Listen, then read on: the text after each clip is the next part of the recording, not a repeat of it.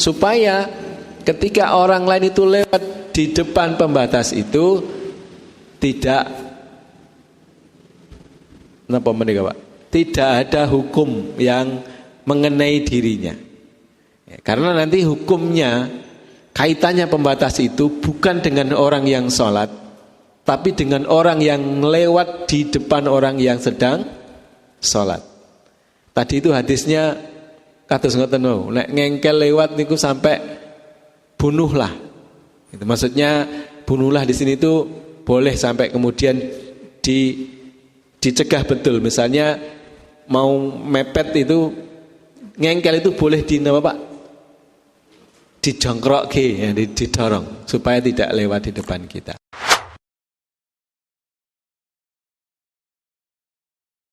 Bismillahirrahmanirrahim. Assalamualaikum warahmatullahi wabarakatuh.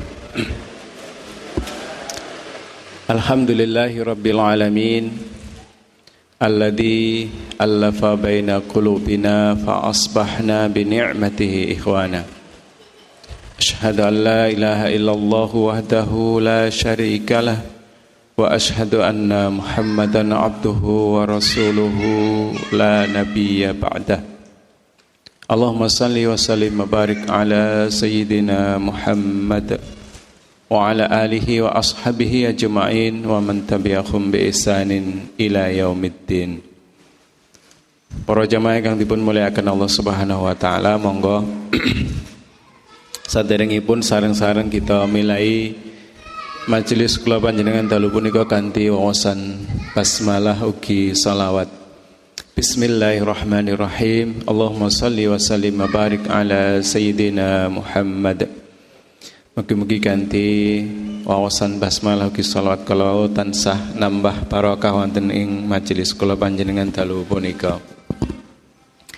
Salajengipun monggo tansah muji syukur dumateng rasa dalam Allah Subhanahu wa taala ingkang dalu punika taksih paring rahmat, nikmat, hidayah, inayah dumateng kula panjenengan sehingga saged ngrawuhi wontenipun menika majelis kanthi kawontenan sehat.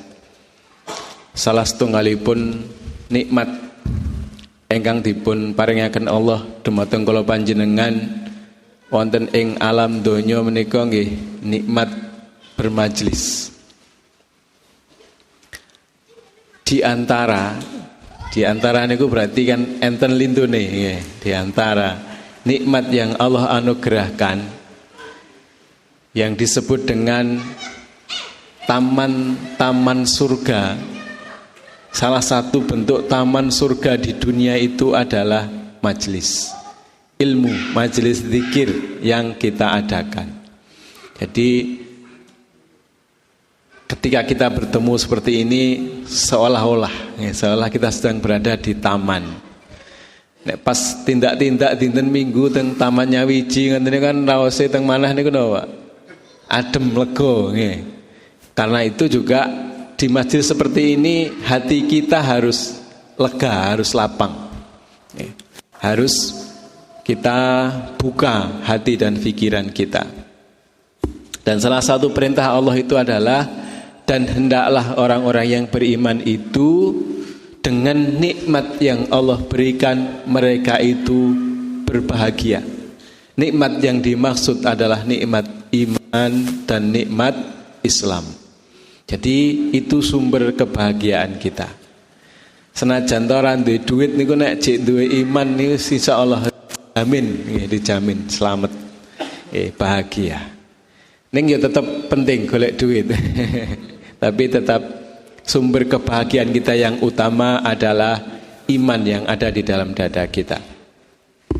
Dan tidak lupa untuk keberkahan majelis dan keberkahan kehidupan kita, keluarga yang ada di rumah, monggo sareng-sareng nyuwun dumateng Allah Subhanahu wa taala kanthi fadilah wawasan suratul Fatihah.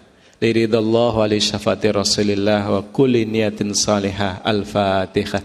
A'udzu billahi minasyaitonir rajim. Bismillahirrahmanirrahim. Alhamdulillahi rabbil alamin. Arrahmanir rahim. Maliki yaumiddin. Iyyaka na'budu wa iyyaka nasta'in. Ihdinas siratal mustaqim. siratal ladzina an'amta 'alaihim ghairil maghdubi 'alaihim waladdallin. Amin. Mugi-mugi sedaya panyuwunan doa kula panjenengan dipun ijabah dening Allah Subhanahu wa taala. Amin. Selajengipun para jamaah, kita lanjutkan pembahasan tentang sunah-sunah dalam sholat. Kalau kemarin sudah kita bahas pinten nih Pak nggih? 44 napa pinten sunah dalam sholat. Di dalam sholat. Nah, ini ada sunah. Yang kedua ini adalah sunah-sunah yang kita dianjurkan untuk melakukannya di luar sholat. Ada hubungannya dengan sholat, tapi hal ini dilakukan di luar sholat. Di fikih Islam Ba'idilatuh ini, pertama sunnah kedua ini di luar sholat adalah yang pertama pembatas sholat, pembatas sholat, atau yang sering kita kenal dengan sebutan apa Pak? Sutroh. Sutroh itu pembatas yang membatasi seseorang yang sedang melaksanakan sholat dengan lingkungan di sekitarnya. Di mana letaknya nanti kita coba baca di kitab ini. Yang dimaksud dengan sutroh atau pembatas sholat adalah sesuatu yang dijadikan pembatas di depan orang sholat dengan tujuan mencegah orang lain lewat di depannya. Jadi kita disunahkan untuk membatasi. Jadi, ketika kita sedang sholat, iki watesku. Sehingga ketika ada orang yang mau melewati antara batas dengan kita, nah ini nanti ada aturan hukum fikihnya. Bagaimana mensikapinya? Jadi yang dimaksud ini adalah sutroh itu adalah pembatas. Apa yang boleh dipakai? Boleh dinding, boleh tiang. Tiang ini ada dua, tiang cagak kali tiang menungso. Kan menungso disebut Jawa kan tiang. Boleh. Orang yang sedang duduk di depan kita boleh kita jadikan sebagai pembatas. Kalau kita yakin orangnya nggak akan pergi. Ya, misalnya kita habis sholat wajib, di depan kita ada saudara kita yang kita tahu persis, oh beliau ini kalau wirid sampai nanti selesai, sampai sing liyane wis kondur cik gong kondur. Nah, itu aman dijadikan sebagai sutroh di depan kita. Nggih. Tapi nek kados kula sok lamcing ngoten aja didadekno ngono ngalih. Nggih. Jadi seperti itu. Itu pembatas. Kemudian hukum membuat pembatas salat. Hukumnya seperti apa? Para ulama fikih bersepakat bahwa membuat pembatas dalam sholat itu hukumnya adalah sunnah, bukan wajib, tapi sunnah. Ini berdasarkan sabda baginda Nabi SAW. Beliau bersabda, Bismillahirrahmanirrahim. Idza shalla ahadukum falyusalli ila sutratin wal yadnu minha wala yada' ahadan yamurru baina yadayhi fa inna jaa ahadun yamurru falyuqatilhu fa innahu syaitan. Jika kalian hendak mendirikan salat, maka salatlah di belakang tirai atau pembatas atau yang disebut dengan sutratin atau sutroh, dan jangan biarkan orang lain lewat di tengahnya antara sutroh dengan diri kita. Jika ada orang hendak melewati bagian dalam pembatas itu, maka bunuhlah karena dia itu setan. Hadisnya medeni. Maksudnya itu pentingnya mencegah orang lewat di depan orang yang sedang sholat. Karena orang yang namun saya ngengkel lewat di depan kita, maksudnya di depan kita itu nama tiang Jawi ini kok parek ini apa Pak? Dekat sehingga bisa kita jangkau. Nah itu batasnya, tidak boleh itu dilewati. Kalau ada yang mau lewat dihalangi, itu caranya nanti. Jadi hadisnya seperti itu. menegaskan bahwa pentingnya kita itu membuat pembatas. Sehingga ketika kita mau sholat di tempat yang terutama di tempat lapang. Nanti ini penerapannya di tempat lapang. Kalau di masjid nanti ada di mana kita harus mengambil posisi yang tidak akan dilewati oleh orang lain. Dari hadis ini jemaah dimuliakan oleh Allah, para fuqaha ini kenapa? Fuqaha niku orang jamak ya, dari fikih atau fakih. Jamak dari fakih. Fakih itu ahli dalam ilmu syariat. Lah kalau fuqaha itu berarti para ahli fikih. Para fuqaha sepakat bahwa membuat pembatas sholat bukanlah hal yang wajib. Karena perintah dalam hadis di atas mengacu pada sunnah bukan wajib. Artinya tanpa pembatas sholat juga tanpa pembatas sholat itu tidak akan batal karena tidak adanya pembatas tadi itu. Artinya sholat kita tidak apa-apa tanpa pembatas. Hanya nanti akan kita ketahui pentingnya ketika kita tidak membuat pembatas itu. Nah, di sini yang perlu kita pahami. Karena Rasulullah pernah suatu kali sholat di tempat lapang di padang pasir tidak membuat pembatas, tapi sekali gitu. Artinya menunjukkan bahwa membuat pembatas ini bukan sesuatu yang wajib, yang kalau tidak ada itu menyebabkan sholat itu menjadi batal. Bukan itu, tapi ini hukumnya adalah sunnah demi keutamaan dan kesempurnaan sholat itu sendiri. Hikmah adanya pembatas dalam sholat, menahan orang lain lewat di depan orang yang sedang sholat karena dapat mengganggu kekhusyuan. Dan dengan adanya pembatas itu, seorang yang sedang sholat bisa membantunya untuk memusatkan pikirannya dalam sholat, sehingga mendapatkan apa yang disebut dengan apa Pak? Khusyuk. Nah ini khusyuk itu di situ.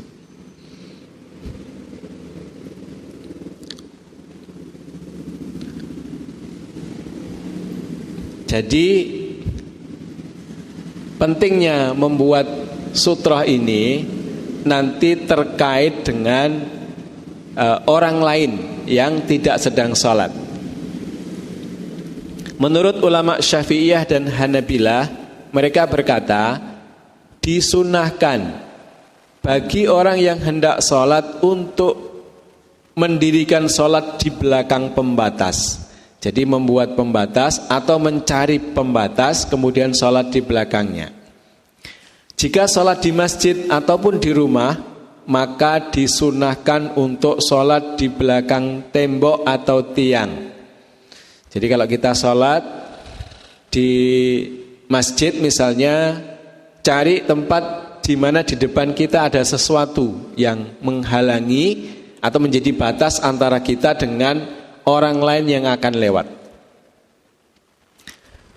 Jika sholat di tanah lapang, maka disunahkan untuk orang yang akan sholat membuat pembatas di depannya dengan menancapkan batang kayu atau tombak. Dan saat ini kan betul nanti betul tombak di seneni Pak Polisi. Nah, atau sholat di belakang kendaraannya, ya. Atau kalau zaman dulu itu kan di belakang tunggangannya, karena naik onta atau naik kuda atau naik keledai. Akan tetapi jika tidak menemukan apapun, maka boleh membuat dengan menggaris tanah di depannya. Iku nek pun darurat wis ora ono blas sing kena digewates, pareng digaris tok tengah di depan kita itu sebagai batas. Atau boleh dengan membentangkan sajadah atau sejenisnya sebagai pembatas sholat, sebagaimana disebutkan oleh ulama Syafi'iyah. Jadi kalau kita di masjid, biasanya kan kita cari belakang tiang, belakang cagak, senes tiang menungso, cagak. Kalau kita sudah nggak kebagian, maka kita boleh sholat di tengah masjid, tapi letakkan sesuatu di depan kita. Pramila niki salah satu fungsinya niku Pak. Pak Salim kok nggawa ning ngono lha apa to? Kan ini kalau sudah ditaruh plek itu sudah jadi kita anggap ujungnya sebagai pembatas. Syukur kita bawa kunci itu diletakkan di depannya plek. Nah, itu sebagai pembatas. Supaya ketika orang lain itu lewat di depan pembatas itu tidak napa menika Pak? Tidak ada hukum yang mengenai dirinya. Ya, karena nanti hukumnya kaitannya pembatas itu bukan dengan orang yang sholat, tapi dengan orang yang lewat di depan orang yang sedang sholat. Tadi itu hadisnya kados ngoten wau, nek ngengkel lewat niku sampai bunuhlah. Itu maksudnya bunuhlah di sini itu boleh sampai kemudian dicegah betul. Misalnya mau mepet itu ngengkel itu boleh Pak? Dijongkrok ya, didorong supaya tidak lewat di depan kita. Dijengkak nih, ya, di bahasa Jawa ini itu dijengkrak nih. Ya. Nah itu sehingga perlu kita melakukannya untuk membuat sutroh atau pembatas di depan kita.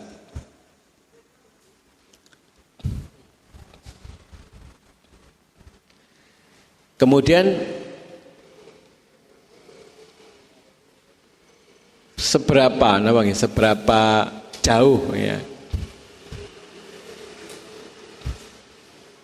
jaraknya nanti dijelaskan di hadis berikutnya. Sebelumnya ini ada hadis yang menceritakan tentang panjangnya Pak sutroh ini. Ketika kita mengambil sutroh berupa kayu untuk ditancapkan, kira-kira seberapa? Itu disebutkan di sini kurang lebih Pak? Kira-kira panjangnya sepanjang ekor hewan tunggangan. Nah, riyen niku kan dereng enten sentimeter gitu, dadosipun nggih. Ukurannya niku perbandingan antar benda gitu, perbandingan antar benda. Hadisnya berbunyi, "Idza wada'a ahadukum baina yadayhi misla mukhiratir rajuli falyusalli wala yubali man marra wara'a dzalik." Jika salah satu kalian salat dan meletakkan pembatas sepanjang kira-kira panjangnya ekor hewan tunggangannya, maka salatlah dan jangan pedulikan orang yang lewat di belakangnya. Di belakang itu maksudnya di belakang sutroh, di belakang pembatas tadi. Jadi antara ini kita yang sedang sholat, ini sutroh, kita sudah membuat ini, ada orang lalu lalang di sini sudah biarkan, nggak usah dipedulikan, itu sudah tidak apa-apa. Gitu. Jadi pembatas ini kira-kira sepanjang ekor hewan tunggangan. Kemudian ketika dikorelasikan dengan ukuran sekarang itu panjangnya kira-kira setengah meter lah kira-kira. Jadi tidak harus tinggi, tapi cukup kayu yang setengah meter itu ditancapkan di depan kita ketika itu sholatnya di tempat yang terbuka. Nah, kalau tempatnya di masjid seperti apa yang disampaikan oleh ulama Syafi'iyah tadi, boleh dengan apa yang ada. Ya, misalnya sajadah atau niki namanya apa Pak? Sorban. Sorban apa kafiyah?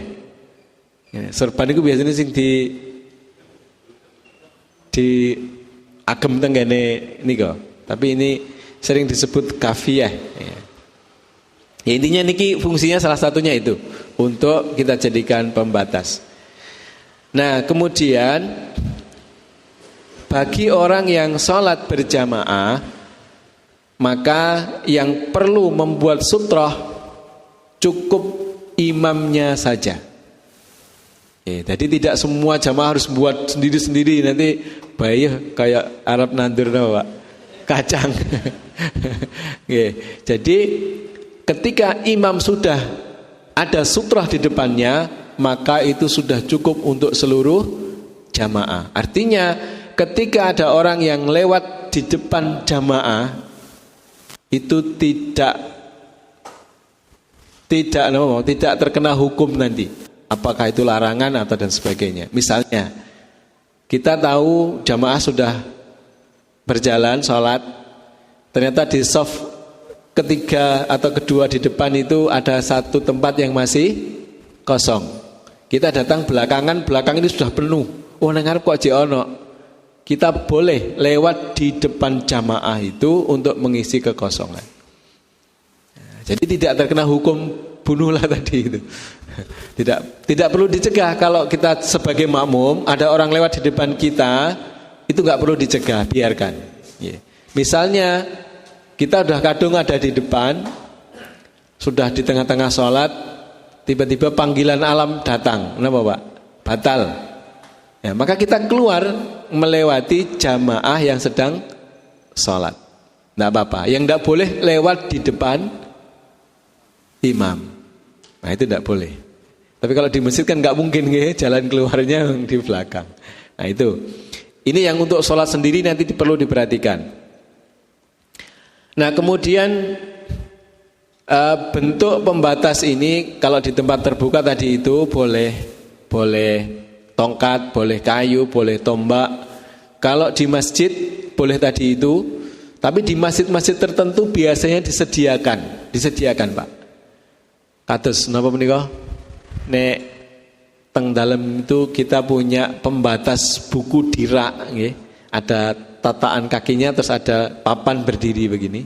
Kecil-kecil kira-kira segini itu disediakan di masjid di tempat tertentu seperti dampar itu ditulisi sutroh atau pembatas. Itu boleh kita ambil ketika kita mau sholat di agak belakang supaya tidak ada orang yang melewati di depan kita. Itu di tempat tertentu seperti itu. Jadi boleh dengan berbagai bentuk dan ukuran. Dalam? Naruh apa? Ya di tempat yang bisa diakses, boleh di bawah napa menika? Cagak kados Quran ngoten niku yang mudah diakses oleh jamaah. Saya pernah ketemu di Surabaya itu di daerah pundi niku nggih.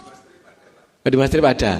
Oh nggih. Nah, kayak di masjid itu disediakan supaya orang yang tidak membawa pembatas yang bisa dijadikan untuk pembatas itu bisa mengambil itu sebagai pembatas. Kalau kita misalnya keluar bawa tas dan sebagainya, boleh pakai tas kita. Ya, atau pakai sesuatu lah yang penting bisa menjadi pembatas.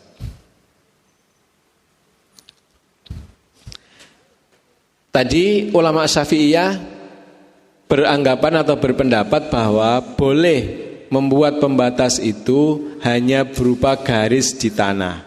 Ya.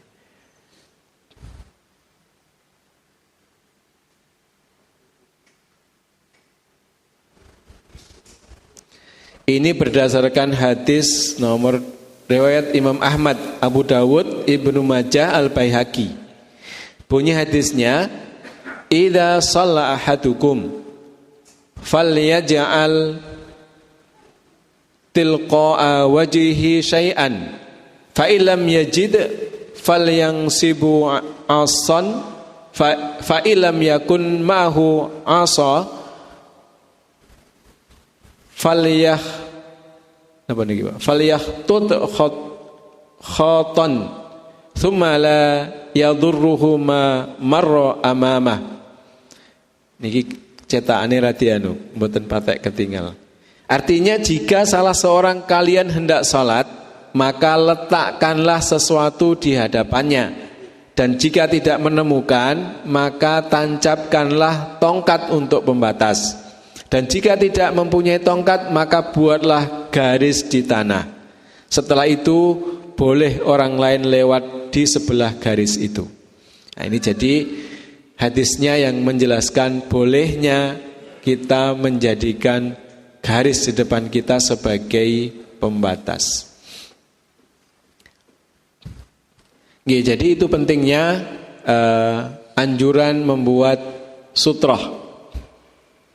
Kemudian jarak antara sutroh dengan orang yang sedang sholat.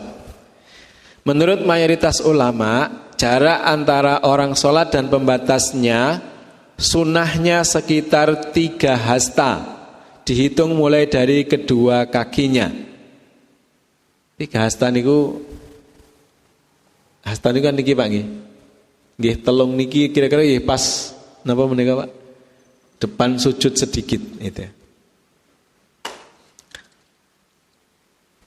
Dari hadis, dalilnya dari hadis riwayat Bilal radhiyallahu an, ia berkata, anna Rasulullah sallallahu alaihi wasallam dakhala al-Ka'bata fasalla wa bainahu wa bainal jidara nahwun min salasati atra'in.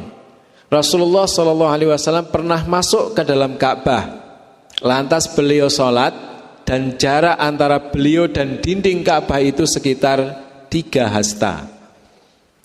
Jadi cukup untuk kita sujud.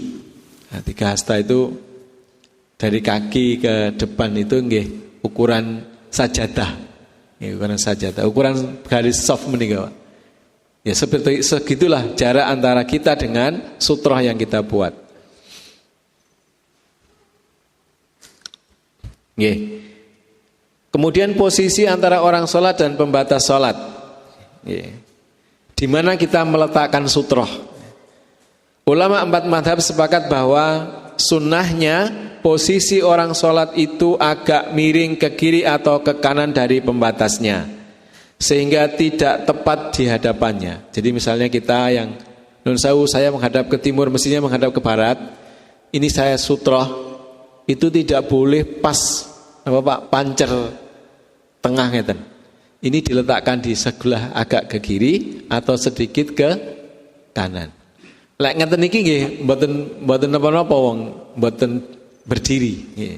Kalau sajadah itu kan ya lebar dikotaki ngeten niku. Nah, itu posisinya. Jadi meletakkan sutroh itu agak sedikit sehingga tidak seolah-olah kita madep kepada sutroh gitu nggih, dimiringkan. Ini luar biasanya ulama fikih itu sampai seperti itu Pak, menjelaskan dan membahas sesuatu itu detail. Dan ini butuh pemikiran yang sangat luar biasa, pertanyaan-pertanyaan yang kemudian dijawab dengan dalil-dalil yang ada. Nah, alhamdulillah kita tinggal membaca saja, nggak perlu derek mikir. Nah, sekarang setelah kita paham, kita diperintahkan untuk membuat pembatas, maka kemudian dijelaskan tentang status hukum orang yang berjalan lewat depan orang yang sedang sholat.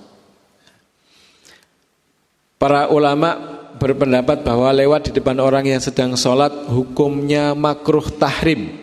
Artinya makruh tahrim itu makruh yang menyebabkan dosa. Jadi yang ke arah diharamkan. Jadi tidak boleh.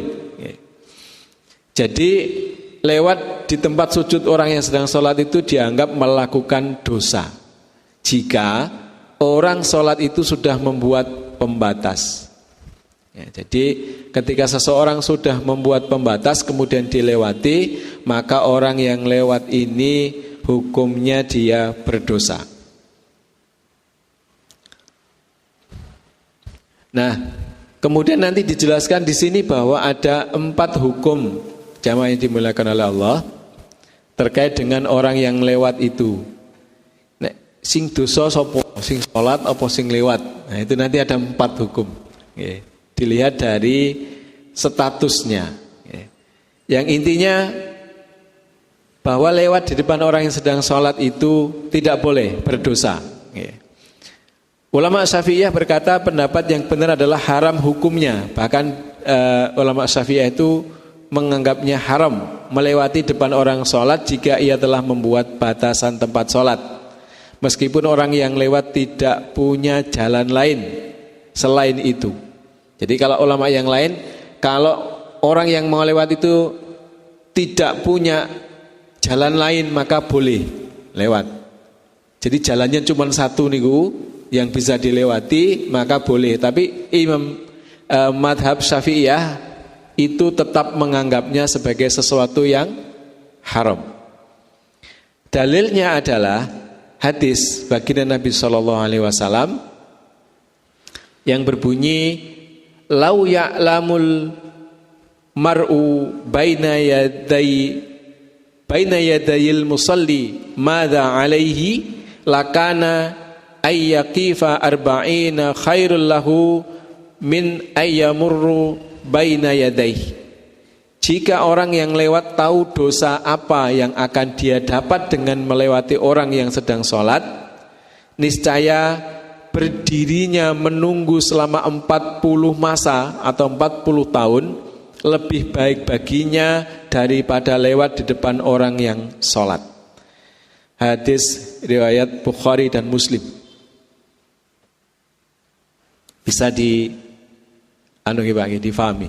Hadis ini menegaskan bahwa dosa orang yang lewat di depan orang yang sedang sholat, lewat di depan itu maksudnya di depan dekat tadi itu besar sekali. Seandainya seseorang itu tahu dosanya seperti itu, maka baginya berdiri itu berarti kan yang ngenteni, Pak.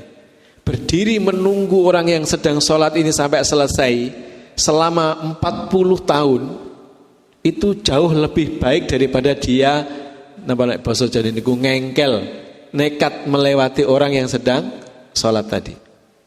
Itu menggambarkan betapa besarnya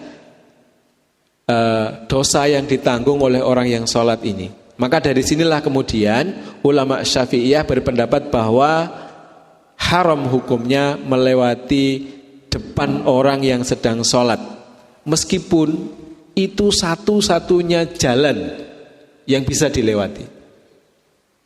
Ya, jadi seperti itu. Sehingga dari sinilah pentingnya kita memahami apakah kita yang akan sholat atau ketika kita berhadapan dengan orang yang sedang sholat. Ketika kita mau sholat, ya jangan sholat misalnya sering kita lihat sholat pas nyegati di pintu keluar. Jadi tidak di dalam masjid tapi malah di luar masjid, guri lawang pas. Nah, ya kita kadang nggak tahu, dari dalam nggak ketok, kadang melangkah keluar ternyata ada orang sholat. Nah, itu kan kasihan yang lewat, bukan yang sholat. Sing sholat nyapo-nyapo, kalau dia memang tidak berniat menghalangi orang tidak apa-apa. Tapi kalau dia berniat menghalangi orang berarti dia berdosa. Nah, ini pentingnya jamaah sekalian, kita memahami sesuatu yang berkaitan dengan sholat ini, termasuk sutroh tadi. Karena beratnya, Bapak, apa yang harus ditanggung oleh orang yang lewat di depan orang sholat itu seperti itu.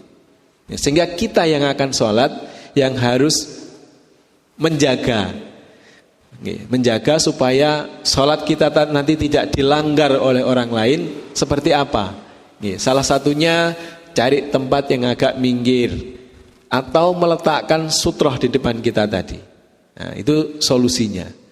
Sehingga tidak menyebabkan orang kemudian berdosa karena sholat yang kita lakukan.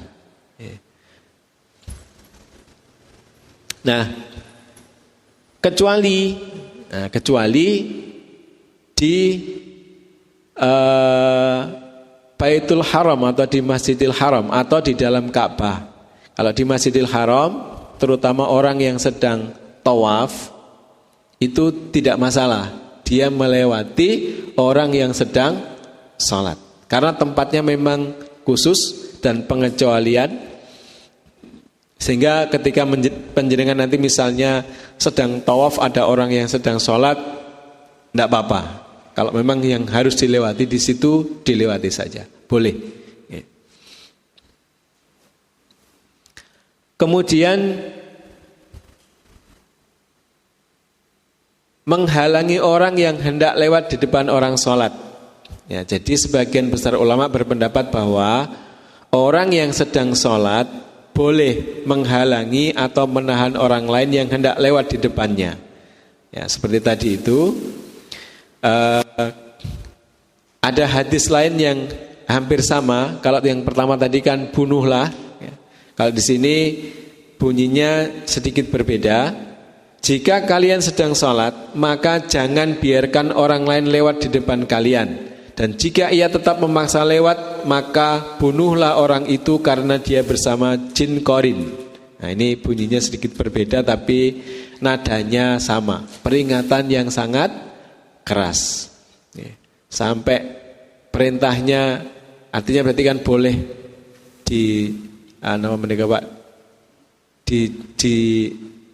dihalangi dengan keras, intinya seperti itu.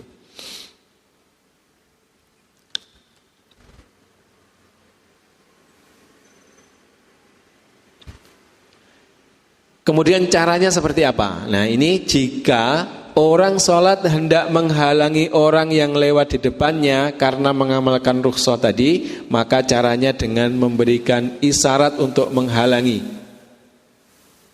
Apakah dengan apa Pak? Tangan yang jadi didaplang, dihalangi. Nah, kalau sudah tahu ada begini ya jangan maksa, gitu. Cari jalan lain. Atau dengan membaca tasbih, atau dengan mengeraskan bacaan. Namun tidak boleh menambahkan selain ketiga hal itu menurut para ulama. Jadi caranya adalah dengan isyarat tadi, dengan fisik tangan, atau dengan tasbih dan mengeraskan bacaan, sehingga orang tahu oh sedang sholat.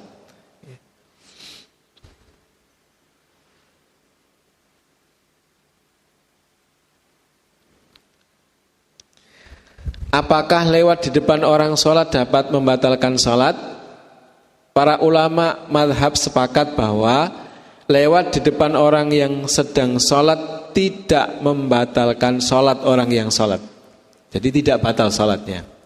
Hanya saja sholatnya kurang sempurna jika ia tidak menghalangi orang yang hendak lewat di depannya. Sehingga hukum bagi yang sholat itu tidak batal sholatnya. Tapi hendaknya dia berusaha untuk menghalangi orang lain yang akan lewat di depannya tadi. Kemudian sinten tadi yang berdosa kalau misalnya lewat di depan orang yang sedang sholat.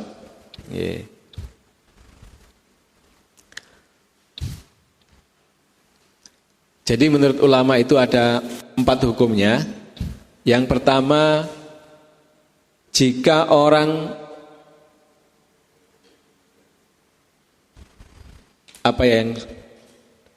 dosa yang ditanggung orang yang lewat, yaitu jika ia tetap lewat di depan orang sholat padahal ia punya pilihan lain selain itu untuk lewat.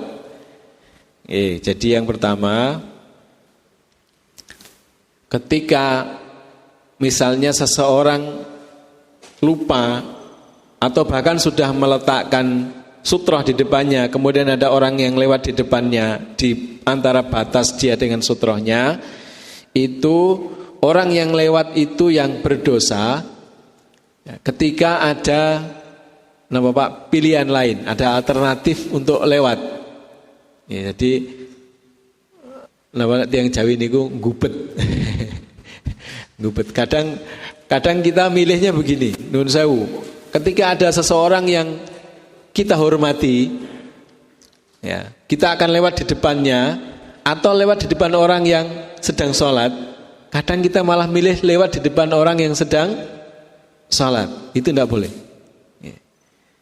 Karena kedudukan orang yang sedang sholat ini jauh lebih harus kita hormati dibanding seseorang yang sedang duduk. Walaupun orang itu kita hormati, gitu. Nah, jadi kudu dikalahno sing tidak sedang sholat. Jadi kalau misalnya ada alternatif lain dan orang ini maksa lewat di depan sedang sholat, maka orang yang lewat inilah yang menanggung dosanya. Kedua, dosanya ditanggung sendiri oleh orang yang sholat. Ini kebalikan dari yang pertama tadi. Yaitu jika orang yang sholat sengaja menghalangi orang-orang yang hendak lewat dan tidak ada pilihan lain bagi orang itu selain melewati orang sholat itu. Kita tahu dalannya si tok-tok. Nah, misalnya di dalam masjid itu pintu keluarnya satu, di samping lagi. Nah, kita sengaja sholat di belakang pintu ben wong ora liwat sik. Nah, itu ketika ada orang yang lewat itu berarti yang berdosa adalah orang yang sholat. Nah, itu statusnya. Innamal a'malu binniyat. Amal itu dihitung dari niatnya. Kemudian yang ketiga, jamaah yang dimuliakan oleh Allah, dosanya ditanggung berdua. Orang yang sholat dan orang yang lewat. Yaitu jika orang yang sholat itu sengaja menghalangi jalan, namun ada pilihan lain bagi orang lewat selain melewati depan orang sholat itu, tetapi dia memilih melewati orang yang sholat. Jadi kalau sing sholat sengaja ngalang-alangi, sing lewat ki ngerti ana dalan liyane tapi tetap maksa lewat situ, itu dua-duanya berdosa. Yang keempat, jika orang yang sholat tidak menghalangi jalan, namun orang yang lewat tidak punya pilihan lain, dalam hal ini keduanya tidak berdosa. Sing sholat niku karepe orang ngalang-alangi, tapi yang lewat ini memang tidak ada jalan lain kecuali di situ, maka ketika itu terjadi orang ini lewat, dua-duanya tidak berdosa menurut ulama fikih. Nggih. Rada mumet nggih. Kok wagel Pak. Jadi ada 4 kondisi. Nggih. Ketika seseorang sholat dengan sengaja menghalangi orang lewat dan tidak ada alternatif jalan lain, maka yang sholat ini yang kemudian berdosa. Jadi kita perlu berhati-hati dalam persiapan melaksanakan sholat supaya tidak sampai kemudian kita menyebabkan diri kita ataupun orang lain yang akan lewat di depan kita karena kita sedang sholat itu kemudian menjadi berdosa. Mudah-mudahan sedikit dari apa yang kita bahas malam hari ini, sedikit pripun Pak ke satu hal tapi memang perlu kita pahami bersama karena pentingnya, dan kadang ini dianggap sesuatu yang sepele padahal tadi itu ancaman dosanya begitu luar biasa. Sehingga mari setelah ini kita pahami bersama, kita yang akan sedang sholat berhati-hati memilih tempatnya, dan kita yang akan lewat juga berhati-hati di mana harus lewat. Mudah-mudahan Allah memberikan kepada kita pemahaman, seperti kemarin ini kita dijadikan oleh Allah sebagai tanah yang subur sehingga mudah menyerap ilmu, mengamalkannya dan menjadikannya sebagai cahaya dalam kehidupan kita untuk menyempurnakan ibadah yang kita lakukan, sehingga dengan itu mudah-mudahan ibadah kita diterima oleh Allah Subhanahu wa taala, dan dengan diterimanya ibadah kita Allah menganugerahkan rahmatnya kepada kita. Karena baginda Nabi menjelaskan tidak ada seorang pun di antara kalian yang masuk surga karena amalnya, kecuali karena rahmat Allah Subhanahu wa taala. Sehingga kita beramal dengan sekuat kemampuan kita dalam rangka merebut simpati dan rahmat Allah Subhanahu wa taala, yang dengan itu akan menjadikan sebab kita dimasukkan ke dalam surganya. Amin ya rabbal alamin. Dan mudah-mudahan kita mampu istiqomah sampai akhir hayat kita, sehingga kita menghadap Allah dalam keadaan husnul khatimah. Amin ya rabbal alamin. Kita cukupkan dengan hamdalah alhamdulillahirabbil alamin. Dan doa penutup majelis, subhanakallahumma wa bihamdika asyhadu an la ilaha illa anta astaghfiruka wa atubu ilaik. Kurang lebihnya mohon maaf, wallahul muwafiq ila aqwamit thoriq. Assalamualaikum warahmatullahi wabarakatuh.